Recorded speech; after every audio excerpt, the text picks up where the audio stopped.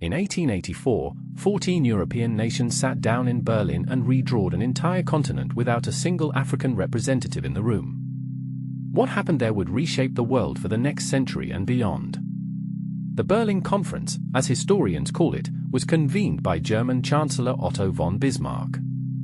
The setting was formal, the purpose deceptively bureaucratic, to establish rules for European colonization in Africa. Britain, France, Germany, Belgium, Portugal, Italy, and others sent their diplomats. They came with maps that bore almost no resemblance to the actual ethnic, linguistic, and cultural boundaries that had existed for centuries. They came, quite simply, to divide. But here's what reframes everything. The conference wasn't actually secret. It was documented, published, and widely known at the time. What made it powerful wasn't concealment.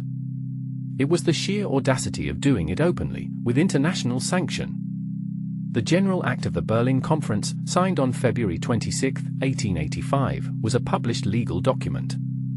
Yet Africa's people had no voice in it whatsoever. The mechanism wasn't a hidden conspiracy.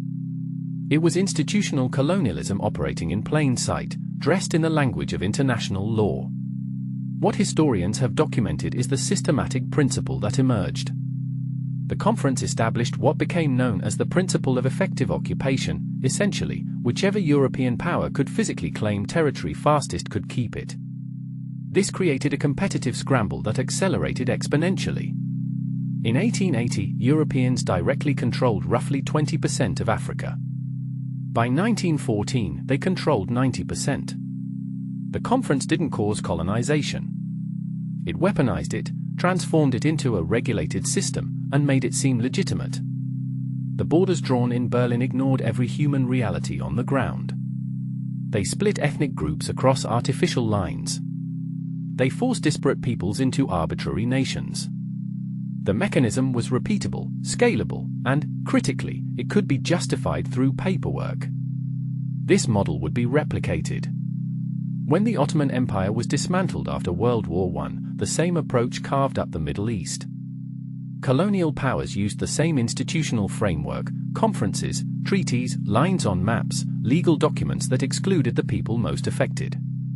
Today, those 1884 borders remain almost entirely intact. Modern African nations still follow the lines drawn by Europeans who never set foot in most of the places they divided. The mechanism persists not as a conspiracy but as institutional inertia, an inheritance encoded into law and geography itself. What we're really seeing is this: power isn't always hidden. Sometimes it operates most effectively when it's documented, ratified, and taught in schools as normal. The Berlin Conference didn't carve up Africa through secrecy. It did it through system.